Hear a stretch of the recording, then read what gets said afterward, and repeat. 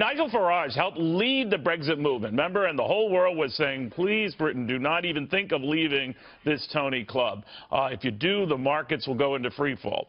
Briefly, very briefly, they did, and they've since rebounded, and this fear that Britain would go to hell in a handbasket, well, it hasn't materialized. That leader, Nigel Farage, is joining us right now. Nigel, the sentiment seems to be building that the world collectively wants to see a centrist candidate win this thing, and not Le Pen, and that everyone stays hunky-dory within the Union, Britain notwithstanding. That's what they want. What do you make of that?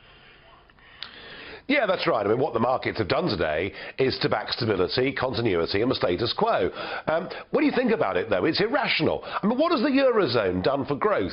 What has it done for unemployment? What has it done for global trade?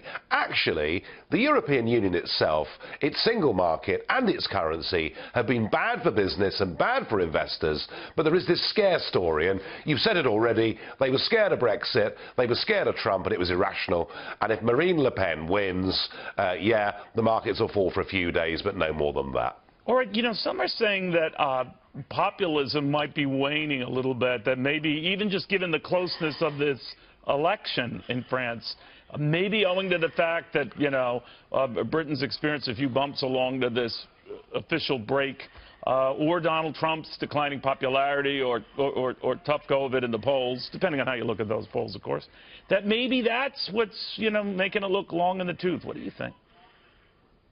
No, I don't agree at all. I think what you saw in 16 was a genuine democratic revolution against the big corporate culture, against the lack of democracy, against the lack of feeling that nation states increasingly were having.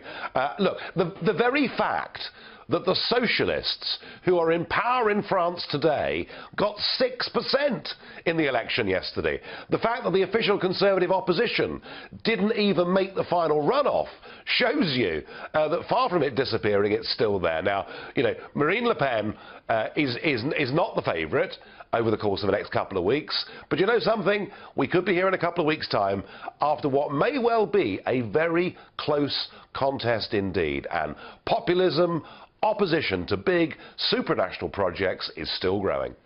Finally, your thoughts on the market reaction. Do they interpret that, you know, the union being intact is better than the union not?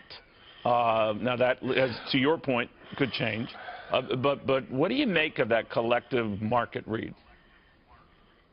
Well, I'm afraid that too many of the opinions that the market listens to comes from the big banks, who are hand in glove with the politicians, and they like life just as it is.